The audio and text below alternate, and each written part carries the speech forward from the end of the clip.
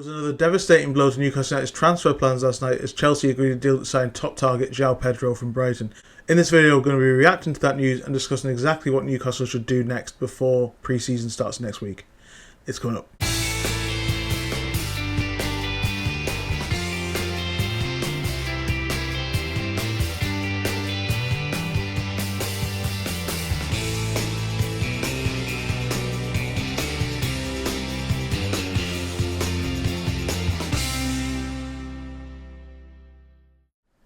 Hello and welcome back to my YouTube channel. I'm back with NUFC Transfer Daily. If you haven't already, please do subscribe and like the video as well. The growth on this channel has been amazing over the last month and I really want to keep it going.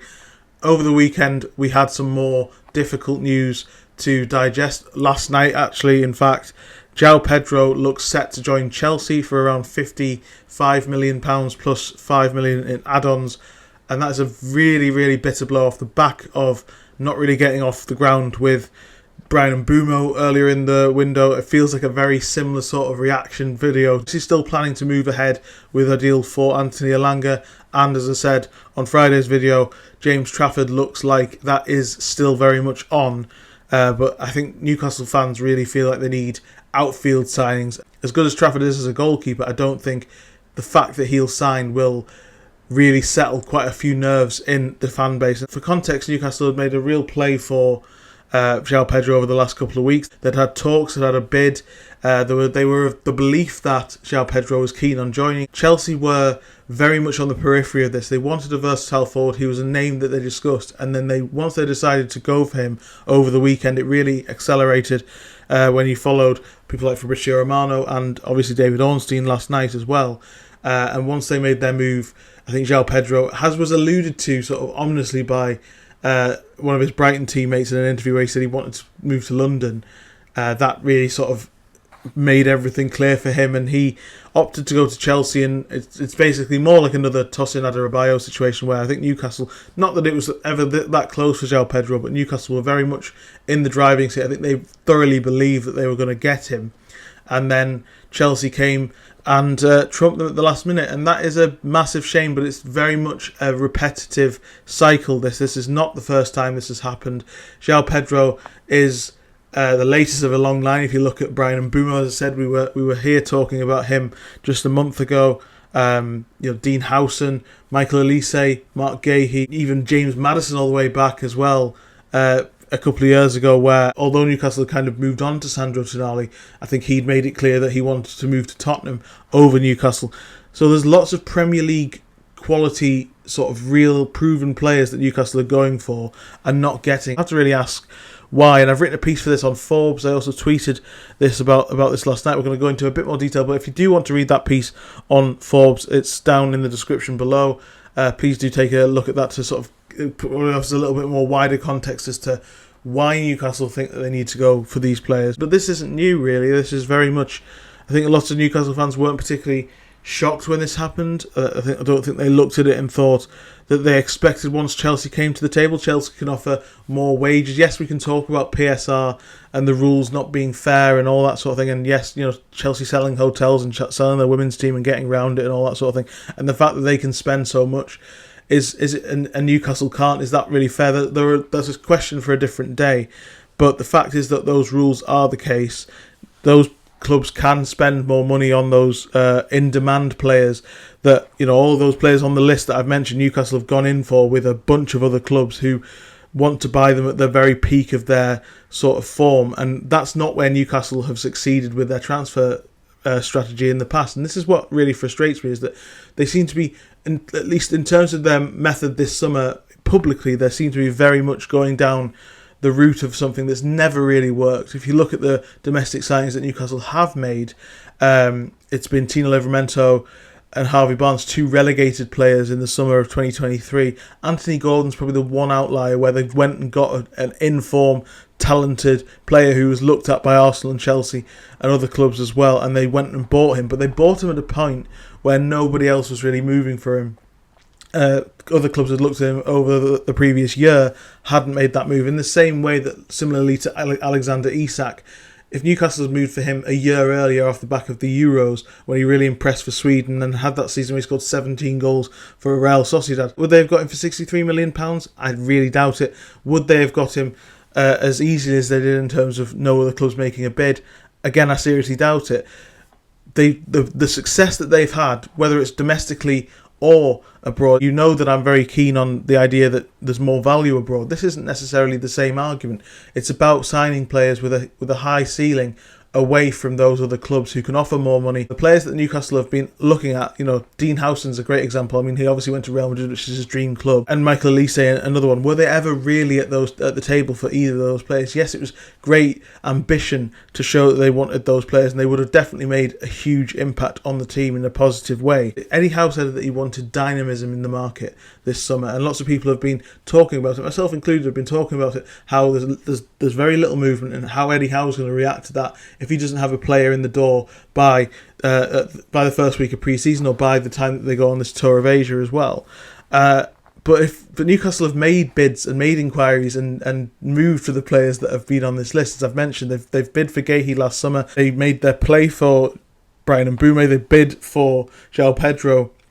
All of these players who are the targets of Eddie Howe, and yet fully, Eddie Howe's got the keys to the kingdom this summer, and rightly so. He's earned it. Well, obviously the trophy win and qualification for the Champions League as well. No disputing that. It's very difficult to have sympathy for him if he doesn't have a player, if the players that he's after are these really difficult deals to do, when other Premier League clubs who can offer more money and offer more Champions League football, and it's really, I think, what the difference between Joao Pedro going to Chelsea and Newcastle, we can look at it from one perspective where he would get more game time at Newcastle, and it's a strange sort of thing that some Newcastle fans are saying he didn't fancy the competition with Isak, but if he didn't fancy competition, he wouldn't be going to Chelsea. He's far from guaranteed to play every game there, but it's the London thing is one thing, but I think it's more the idea that Chelsea are a settled entity. They will be in the top 4 or 5 clubs every season. They can challenge for the league.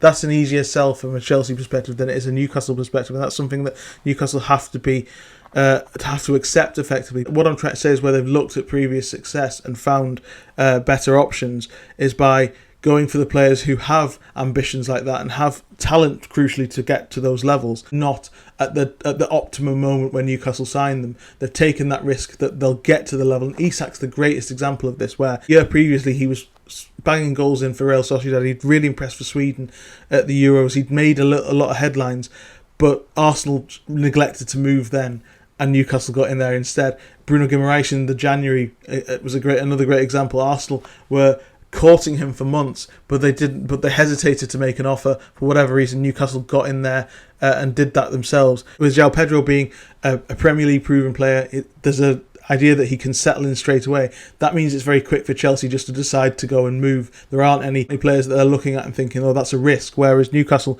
have benefited from those risks. Players who have that ceiling, have that incredible reputation, but they've been bought on a dip of form, or a dip, or after an injury. In Tino Livermento's case, which has maybe put a lot of clubs off, they've really benefited from taking those risks, and that's why they've got players who they've almost jumped the queue in a couple of players because they've taken that risk, and that's what they need to focus on doing this summer. And I'll talk about a couple of players again. I'll bring them back up. So it's a shame, but it's not really a shame because of Joao Pedro. As I said, I wasn't particularly enamoured with the idea. I've said so many times that I think Newcastle need to look abroad for value, but also for a clearer run at targets, because when you go in for the players who are in demand all the time, it's very difficult to make your case against clubs like Newcastle. Lost out to clubs like Bayern Munich, Real Madrid, Manchester United. Although I know they've struggled, they've got huge history and ability to pay better wages. Chelsea's exactly the same situation. They're also in the Champions League and in London. There's lots of reasons to go elsewhere. It's very difficult for Newcastle to make their case, whereas with the players that they've signed, they've taken the gamble, and that's what they need. I think they need to do this summer. It's not necessarily about them being from Europe or domestically. As I said, that's a separate issue. I think there's more value abroad completely. But if you look at the domestic players Newcastle have taken, other bigger clubs didn't look at likes of Harvey Barnes or Tino Livermento off the back of injuries or relegation. There was a dip, there was an issue with them. And the two players I'm going to bring to the table, or back to the table, are Giorgio Scalvini and Xavi Simons. If you look at Giorgio Scalvini, a credible, highly rated defender, we went through his stats. He's really, really exciting. He's been earmarked as a future sort of Maldini type defender in Italy. His value is at the lowest it's going to be, I think, because he's just coming off the back of that serious knee injury. And yes, I can understand you would see it as a risk, but that's kind of the point that I think that he is expected to get back. You can't really say he's injury prone if he's had one knee injury and a shoulder injury. They were completely separate issues. They just happened at the same time. He's had a bad year. I'm sure he'll regain his fitness. That's the expectation. He's played in the Champions League. He's got great experience, and he would be that type of signing that would really raise the ceiling of Newcastle. But there's no real competition where there might have been a year ago, or there might be in a year if he regains his form. And the other one's Xavi Simons, as I say, £60 million on his head, same price as Joao Pedro. We went through that in the video a couple of weeks ago. He wants to leave RB Leipzig. That's been known for a couple of weeks. They're not in Europe. There's a real opportunity to get him. He's right-footed but very versatile, can play across attacking midfield. He's incredibly good at carrying the ball, as we know. He would really raise the ceiling again, and yet nobody's gone for him. There's a real opportunity there. Those are the types of players. He feels very much like Isak. A year ago, Newcastle were interested. They asked the question about Xavi Simons against the backdrop of Bayern Munich and Manchester United and other clubs chasing him. He went to Leipzig because he thought he was going to get more game time. Now those clubs aren't interested because he's had a slightly difficult season, not getting into Europe with Leipzig. He's still impressed himself individually, but there's a real opportunity to strike there in a similar sort of vein to Isak. I really do think that Newcastle should make those moves. The domestic against Europe argument is twofold in my opinion. I've discussed the value options. As I say, for me, Xavi Simons has a much higher ceiling. He's a different type of player. Newcastle would have to go and look at the striker market again if they signed Simons instead of Joao Pedro, don't get me wrong. And there's different ways that it'd have to go. I'm just giving examples. But in terms of the ceiling, I think Xavi Simons has got a higher ceiling than Joao Pedro, and he's coming from abroad. But it's more about, as I say, signing these players away from the headlines, away from the sort of competition and the buzz around. If you go for a player, Brian Mbeumo, Joao Pedro, Howson, who've come off the back of really good seasons at a high level, it's very, very difficult to sell Newcastle against the likes of Bayern Munich, Real Madrid, Chelsea, or even Manchester United, unfortunately, because players do go a lot of the time where the money is or where the history is, rather than the potential of growing with Newcastle. So it's not about panicking yet, it's about moving on to the right players. And as I say, Newcastle need to go back to basics. I've written a piece on this for Forbes, it's down in the description below. Thanks so much for joining me on this video. Like, share and subscribe, and I'll be back tomorrow with another one. Newcastle look to go again and rebuild their summer plans after another devastating blow in terms of a major target going elsewhere. Thank you very much, and I'll see you then.